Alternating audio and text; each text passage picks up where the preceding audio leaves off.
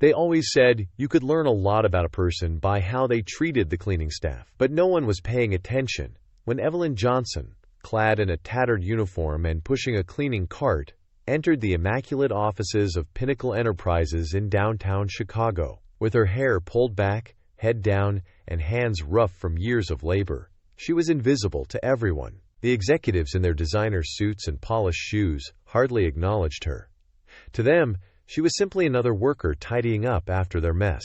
Little did they realize Evelyn was about to transform everything. It was just another Tuesday morning when one of the top executives, Greg Matthews, scoffed at her while she cleaned the glass windows in the boardroom. "Make sure you don't leave streaks this time, okay? Some of us have important meetings here," he said with a smug grin, barely glancing her way.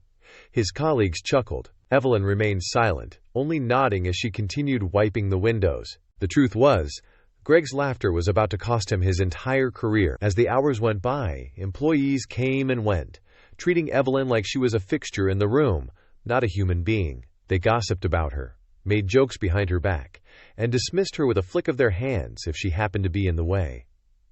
No one recognized who she truly was. No one, that is, except one woman, Jessica Reyes, a new hire and recent business school graduate, who noticed how everyone treated Evelyn, but something felt off to her. She had seen Evelyn walk through the office halls with quiet confidence, her eyes sharp and observant, as if she was aware of more than just the dust on the floors. And then, on that fateful afternoon, it all unraveled.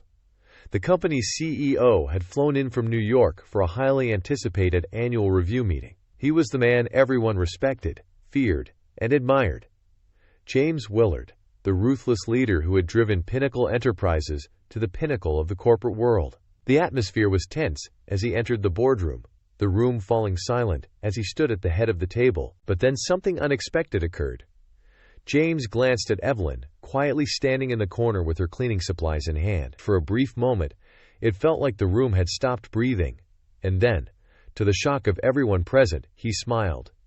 "Evelyn," he said warmly, "I think it's time, don't you?" The board members exchanged puzzled looks. Greg Matthews, who had mocked her earlier, sat frozen, his arrogant smirk vanishing.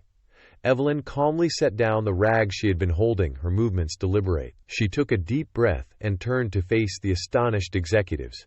"Yes, Mr. Willard," she said, with the same quiet authority that had been hidden beneath the surface all along. As she walked to the front of the room, a wave of confusion and disbelief rippled through the crowd.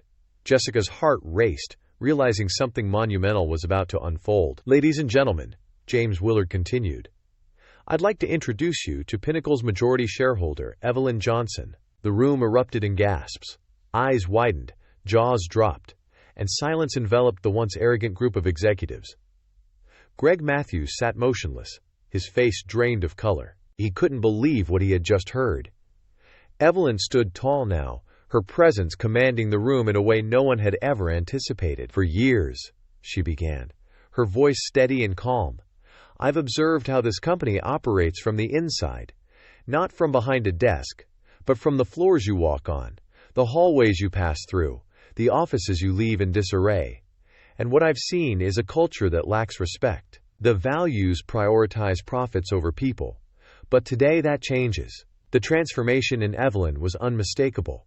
No longer the quiet cleaning lady, she was now the powerful force behind the company, a woman who had built herself up from nothing and now owned the very empire they all worked for. "From this day forward," she continued, locking eyes with each executive, "things will be different. I'm not just cleaning up your messes anymore. I'm cleaning up this company." Jessica, standing in the back, couldn't help but smile. Evelyn had been the invisible force all along, and now she was about to make her mark in a way no one would ever forget. As Evelyn finished her speech, the truth settled in.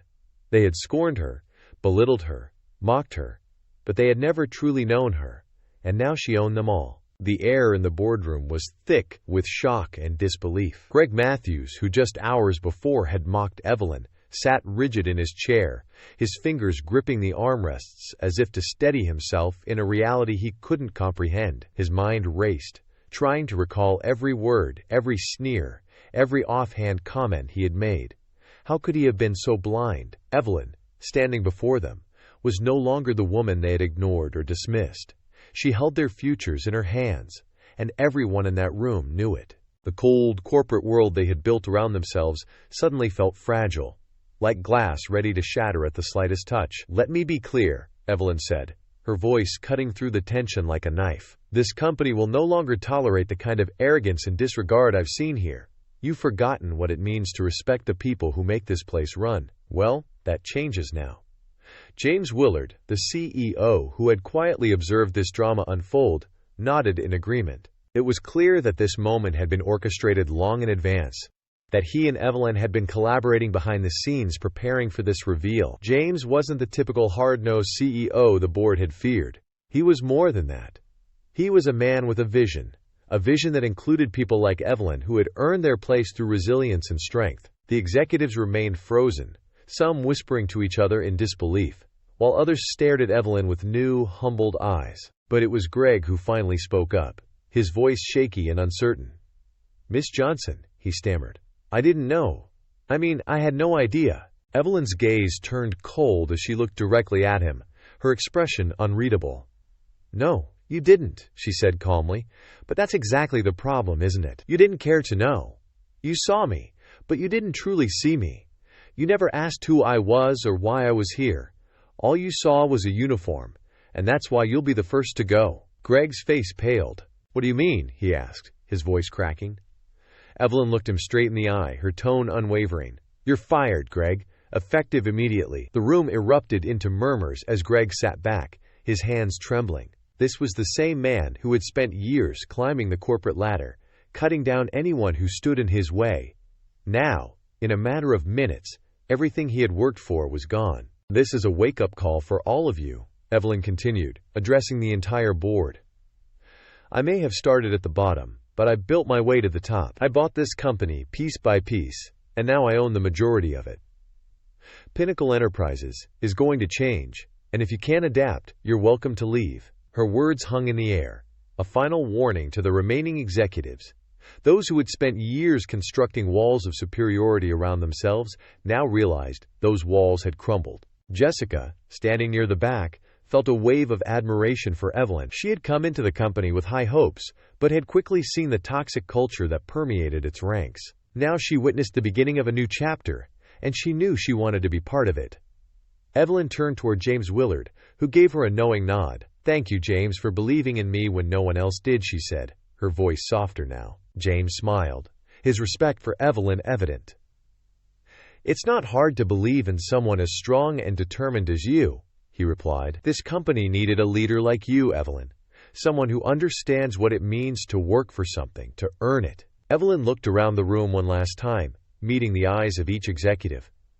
"This is your opportunity," she said firmly. "You can stay and be part of something better, or you can leave. But either way, things are going to be different from now on." With that, she turned and walked out of the boardroom, leaving behind a trail of stunned faces.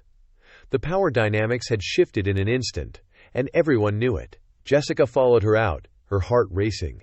She caught up to Evelyn in the hallway. "Miss Johnson," she began, her voice filled with respect, "I just wanted to say thank you for everything." Evelyn paused, turning to look at the young woman. She smiled, genuine warmth in her eyes. "You don't have to thank me, Jessica. Just remember one thing. Never let anyone determine your worth.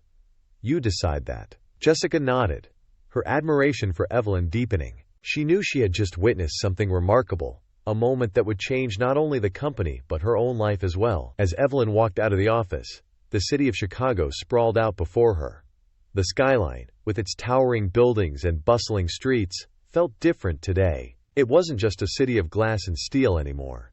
It was a city where anyone, no matter their background, could rise to the top if they had the strength to persevere. And as for Pinnacle Enterprises, well, they'd never forget the day they laughed at Evelyn Johnson, the cleaning lady who, it turned out, owned it all. Leave a comment if you enjoyed this story. It doesn't cost you anything, and it would make me very happy.